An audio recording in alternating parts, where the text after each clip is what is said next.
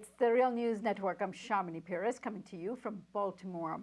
In Greg Palast's most recent article, he claims that the presidential election of 2016, which just elected Donald Trump, was stolen. He points a finger at both the gutting of the Voting Rights Act in 2013 and a clandestine system called Crosscheck. The system was the major focus of Palast's article in Rolling Stone, published last August. According to Greg's article, the Crosscheck is a database of voters who election officials in many GOP-controlled states say could be registered in more than one state, thus potentially able to cast multiple ballots and eligible to be purged from the voter list. Palast and Rolling Stone were able to obtain a portion of the lists maintained by Crosscheck, which threatens solid Democratic constituencies such as young people, Blacks, Hispanics, and Asian American voters, with some of the biggest possible purges in Ohio and North Carolina, two crucial swing states with tight Senate races. Crosscheck is legitimized by the imagined threat of voter fraud made by popular Republican speakers such as Donald Trump. Let's have a look. But they even want to try and rig the election at the polling booths where so many cities are corrupt, and you see that, and voter fraud is all too common. And then they criticize us for saying that. And we have even Republicans, oh, that's such a terrible thing to say. Well, take a look at Philadelphia, what's been going on. Take a look at Chicago. Take a look at St. Louis. Take a look at some of these cities. On to talk about this is Greg Palast. He is an investigative journalist, filmmaker, and best-selling author. He has produced 6 films, including the most recent, The Best Democracy Money Can Buy, a tale of billionaires and ballot bandits. Thanks for joining us, Greg. Glad to be with you again. Why do you think the polls got it so wrong in terms of predicting a Trump election? They didn't. They didn't get it wrong at all. Most people voted for Hillary Clinton. You had, first of all, they do accept that Hillary Clinton won the popular vote. It's odd that they only seem to be wrong in those crucial swing states. How did that happen? And the answer is that they disqualified voters. They got the numbers right. If the exit polls were different, than the pre-election polls, pre-election polls are not a guess, but there's a huge margin of error as pollsters have to figure out who's going to vote and who doesn't vote. In exit polls, there's no figuring out who voted because the person just walked out of the poll and said, I voted. So exit polls are extremely accurate. So the real question is, how did the exit polls come out wrong? And the answer is, they never come out wrong. They aren't wrong. The United States State Department uses exit polls as the standard by which we measure the honesty of other nations' elections. In 2004, the United States government rejected the results of the Ukraine election because the exit polls didn't match the official count. We rejected the Peruvian elections. We rejected the Serbian elections, again, because exit polls didn't match the official count. But in the United States, we say, oh, well, it's obviously the pollsters who are wrong. Why would the pollsters be wrong? There's no prejudice or otherwise. And, there's this new trope going around that somehow people are afraid to say that they voted for Donald Trump. I was in Ohio.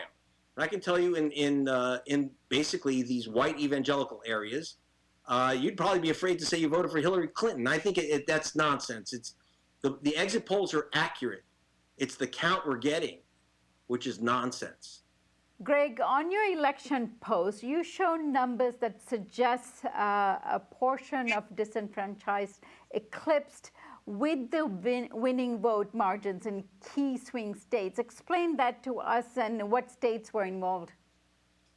Okay, for 2 years I was investigating for Rolling Stone a gimmick called Crosscheck. It's another way to get rid of voters that you don't like. And what we found is that the Republican Party operatives, Trump operatives, had a blacklist of 7.2 million Americans that they intended to wipe off the voter rolls. By election day, they had actually only removed 1.1 million. Now, but that's 1 million votes is still a real threat to to the ultimate count as it was, especially because it was concentrated in the states of Michigan, Ohio, North Carolina, Arizona, and other swing states controlled by Republicans.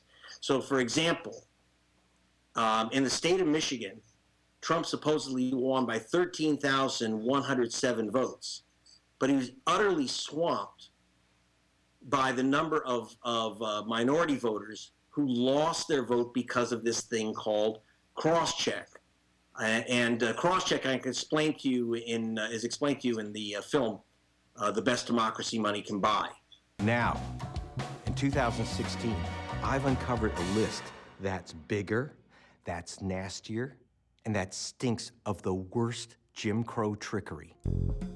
The trick is called cross-check, and it's ethnically cleansing the voter rolls of 29 states, mostly controlled by Republicans, including the swing states of Ohio and North Carolina. They simply find a voter who has your first and your last name. Then you and the other Maria Hernandez both lose your votes, even if your middle names are different. Even if you're father and son, they're gonna take away your vote. So how would cross-check steal an election? Well, check out the names on the list. Hernandez, Wong, and nearly 250,000 Jacksons. In other words, voters of color. In the swing state of Virginia, they've already removed the voting rights of 41,000 Americans accused of the crime of voting twice, yet they haven't arrested one. Greg, who is Chris Kobash, and how long has the system cross-check been in place? Well, Chris Kobach is the Secretary of State of Republican Secretary of State of Kansas, and he's a Trump operative. He's the guy, by the way, who came up with the idea of building a wall and making Mexico pay for it. He also wrote the what is called the Driving While Brown Law by the ACLU, otherwise known as SB 1070. So this guy's been really, he's been on the wrong side of racism for a while. Official racism. I don't know his personal feelings. But the most dangerous thing he's done is really not known, which is that he's put together every voter roll of the Republican-controlled states, 30 states, and hunted down the supposed double voter. That is, people who voted in one state and another. Now, remember, when Donald Trump said the election's rigged, the second part of his statement has been ignored. But he says people have been voting many, many times. And he's claiming that Americans, by the millions, are voting twice. That's a felony crime. And he's pretty clear when he means it's people who don't vote for him. In other words, black, brown, and Asian American voters. And so I wanted to get this list because they're accusing people of this crime of voting twice. I wanted to get the list. And you'll see in the film that I hunt down. They don't want to give me the list, but I get my hands on it anyway. And when you look at this list, you see the problem. You see that they have millions of names, like in the film, I give the example, Maria Hernandez, who supposedly voted once in Virginia, then they find another Maria Hernandez in another state, and you'd say, well, that's just two voters with a common name. Well, Maria Hernandez isn't common for Republican, but yes, it's Maria Cristina Hernandez in one state, Maria Isabel Hernandez in another state. Also in the film, and I'll show you a clip here, I actually go and meet these supposed criminal double voters. One in the swing state of Ohio, Donald Webster. There's a Donald Webster that votes in Ohio and a Donald Webster that voted in Virginia. And they say they're the same guy. This is a criminal voter, and both are going to lose their right to vote. Now, Donald Alexander Webster Jr.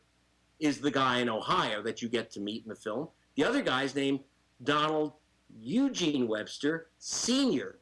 That's the guy from Virginia. They say that they're the same voter.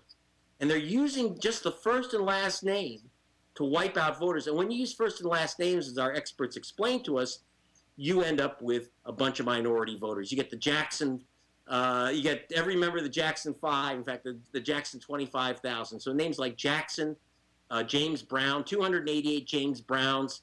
By the way, they call James Brown Sr. and James Brown Jr. the same voter. And so you end up with an astonishing 1 in 6 minority voters in these swing states are on the cross-check list. And not all of them get wiped out, but enough to make the difference in absolutely that stole Michigan, and it was crucial to stealing the states of Arizona and North Carolina and Ohio, where there's all kinds of other voter suppression techniques, but this was one that cut very, very deep and accounted for most of the Donald Trump supposed win. It's the non-count in America. We had millions of people shunted to something called provisional ballots, which will not be counted. So that's why, by the way, that's why the exit polls are off. Now, these elections were monitored by some external forces, like the OECD came here from Europe. Was this a part of their calculations at all in terms of observing the elections? I have no idea what these people do. And I don't think they understand the American voting system at all, because they don't have, in democratic nations, they don't have things like provisional ballots. Most of my film, The Best Democracy Money Can Buy, was shown on German TV at prime time. And they said, you know that American elections are crazy, but wait to see Palast report. They're completely bonkers, because in other nations, they don't try to stop people from voting. They try to they require people to vote. Like in Switzerland, you get fined if you don't show up to vote. Brazil, you don't get fined if you don't show up to vote. Here we do our best to stop people. So for example, we have something that doesn't exist in these other nations called provisional ballots. You show up and someone has said you voted in another state and your registration has been removed, right? And your registration has been removed. And they give you, instead of saying, get out of here, you get a provisional ballot. And the provisional ballot, so you think you voted, and when you go out to the exit poller, you say, oh, I voted for Hillary Clinton, or I voted for whomever. And the exit poller never asked, did your vote count? When we have, in the area of 5 million people shunted to ballots that are not counted, and by the way, that's official, that's not something I make up. We have these provisional ballots, and they're given out mainly, overwhelmingly, to minorities. Greg, you talk about various different kinds of barriers to vote. You talk about caging, purging, blocking. All of these apply to legitimate registered voters or people who have the right to vote, like students who were actually handed provisional ballots because normally they're registered to vote in their home state and now going to college somewhere else, and they were given provisional ballots. Do these count, and how many people were affected by these sorts of things? We have probably close to 5 million ballots that were provisional in this election. Very few will be counted. And that's because that's why I call provisional ballots placebo ballots. Sometimes they are, but basically, if your name's not on the voter roll, all they can do is check if you are registered either in another precinct or in the central registry. But if you've been removed because you've been cross-checked because they said you voted in another state, you've been removed because they falsely claim you've committed a felony crime. You've been removed because they falsely claim that you've been deported before as an illegal alien. You don't get your vote. The most that they can do is re-register you and you get your registration back. You don't get your vote back. Now, if this were random, it wouldn't matter. But are you ready for this U.S. Civil Rights Commission analysis? The statistical analysis is that if you're black, the chance your vote will be disqualified is 900% higher than if you're white. And why is that? And why is that? Why is that? Oh, for lots of reasons. Because when they falsely, for example, back in 2000, and this is in the film as well, as you can see in a minute here, done as a cartoon, because it's so sad and that it's funny in some sick way. But they called 56,000 black men criminals, ex-cons who aren't allowed to vote. In fact, exactly zero were ex-cons. All of them had the right to vote, but they had names similar to other people who were convicted. And the result is that none of them got to vote. You can fill out provisional ballots, affidavit ballots, anything you want, but you don't get to vote. Your vote doesn't count, even if you fill out a ballot. That's the problem. And so they go after minorities for a simple reason. It's not necessarily the old type of redneck racism. They don't like the color of the vote of black people or Hispanics or Asian Americans who vote black, who vote blue, I should say, Democratic. In fact, in the film, and you can see here, there's a little clip where we call it voting Gangnam Style, where Asian Americans who once voted Republican now vote as if they've turned black. They vote nearly 80%, 75, 80% Democratic. So they have a reason to go after the Hispanic and black and Asian American vote now.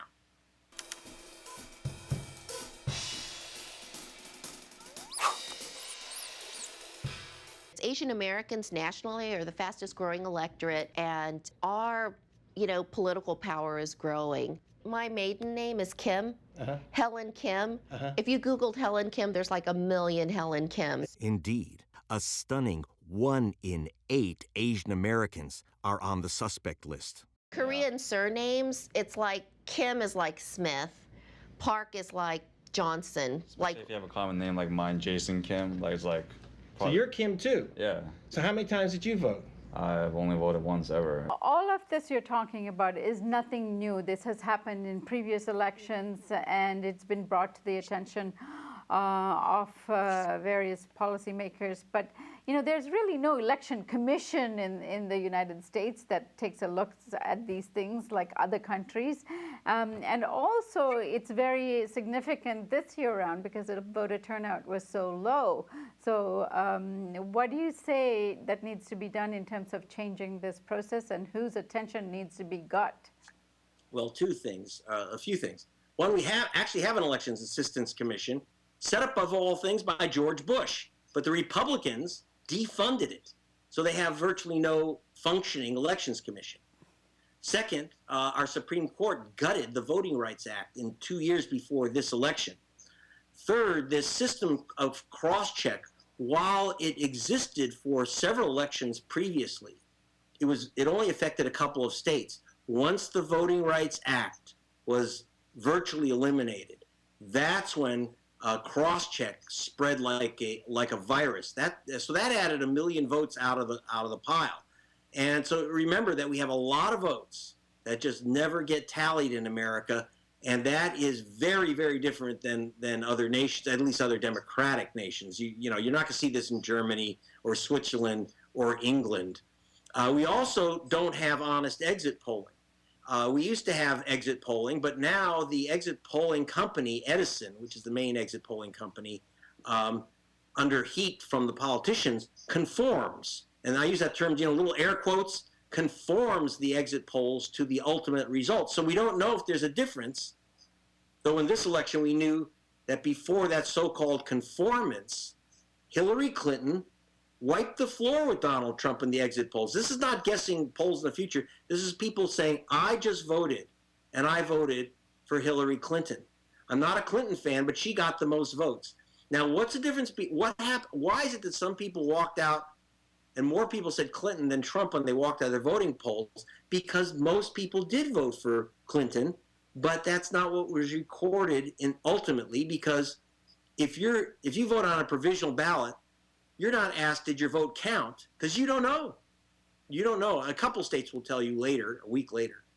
But you don't know. And so you just say who you voted for. But the number of ballots disqualified, which will be about 5 million, I think, this year, that's a rough estimate, because I don't have all the numbers now. I'm trying to get them. They hide them pretty well. But about 5 million simply get in effect tossed in the garbage. And if it was random, it wouldn't matter. But in this case, it's mostly minority voters, and minority voters voted for Hillary Clinton. All right. I thank you so much for joining us today, Greg. Okay, and we'll get those clips right to you. And thank you for joining us on the Real News Network.